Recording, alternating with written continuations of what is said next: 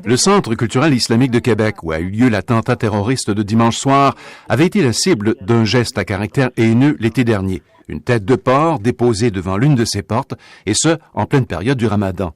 Des trinques islamophobes avaient également été distribués à différents endroits de la ville de Québec dans les semaines suivant cet incident. Comment croire que dans une ville aussi paisible, à milieu de ces grands enjeux planétaire, une telle manifestation de haine puisse faucher la vie de 5 personnes. Amir Kadir, né à Téhéran, est un physicien de formation, un médecin spécialisé et un homme politique québécois, membre du parti politique de gauche Québec solidaire. Hier soir, ce député provincial québécois sautait à cette conclusion. Je crois que quand on a la tête de la plus grande puissance du monde, un homme qui s'emploie à propager la haine et à distiller ce genre de ressentiment à l'égard des musulmans, à l'égard des étrangers.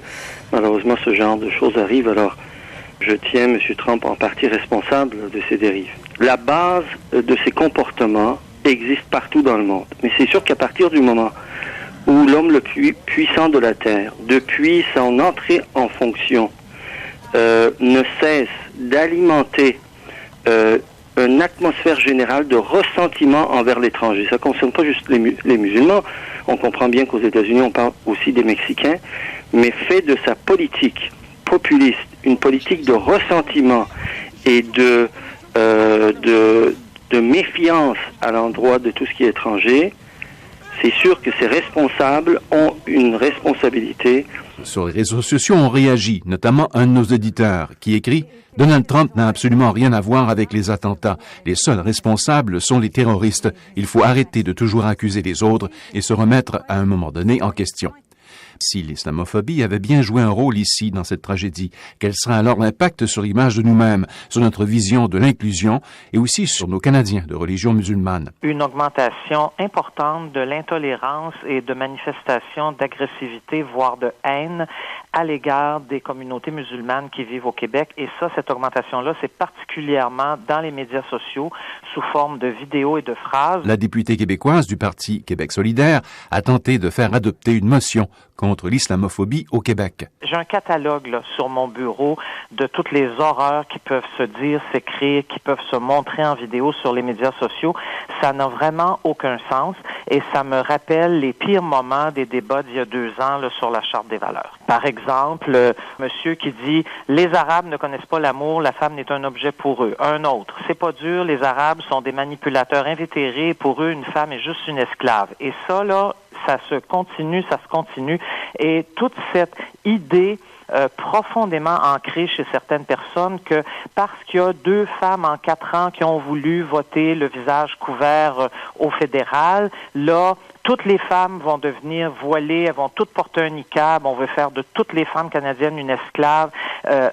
Il y a une espèce de surenchère qui est extrêmement malsaine. Le concept de la laïcité est très souvent mal compris. Il y a des gens qui en font un instrument de l'islamophobie et puis nous, évidemment, on se bat contre ça. Haroun Bouazi est cofondateur et président de l'Association des musulmans et des Arabes pour la laïcité au Québec. On se bat pour la liberté de conscience, pour une véritable neutralité de l'État, c'est-à-dire que les gens ne soient pas avantagés ou désavantagés par leur religion, et puis pour une séparation des institutions religieuses des institutions de l'État.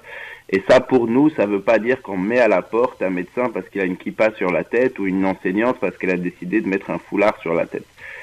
Et à ce moment-là, on est vu comme des traîtres par des groupes islamophobes qui, évidemment, voudraient garder la laïcité comme étant un outil qui permette de mettre à la porte ou d'exclure des minorités religieuses des institutions de l'État. L'islamophobie serait-elle plus répandue qu'on ose l'avouer?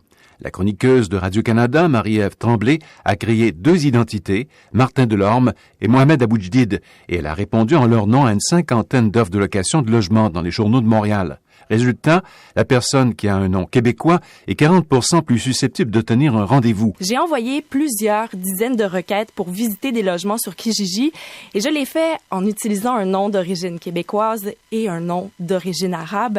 J'ai créé 2 personnalités fictives. Les courriels envoyés par chacun disaient sensiblement la même chose. Ils étaient bien écrits, très polis, conviviaux et pour éviter toute interprétation possible, j'ai envoyé les courriels du nom arabe avant ceux du nom québécois.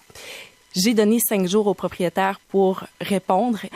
J'ai envoyé des courriels aux 50 premières annonces affichées, les 50 premières que je voyais. En tout, 44 propriétaires ont répondu à au moins un des 2 locataires potentiels.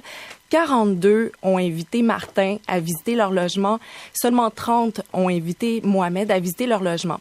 C'est pas étonnant, étant donné tout ce qu'on savait déjà au niveau de la discrimination à l'embauche, que ce soit la même chose au niveau du logement aussi. Émilie Nicolas est présidente de l'organisme Québec Inclusif. Elle n'est pas surprise d'apprendre que les personnes avec un nom à consonance arabe ont 40% moins de chances de trouver un appartement que quelqu'un qui a un nom québécois. Il y avait une étude qui a été faite il y a quelques années par la Commission des droits de la personne qui disait que, dans l'étude qu'on a, que vous venez de faire avec le reportage, c'est 40% de chances de moins pour le Mohamed que pour le Martin, je ne sais trop.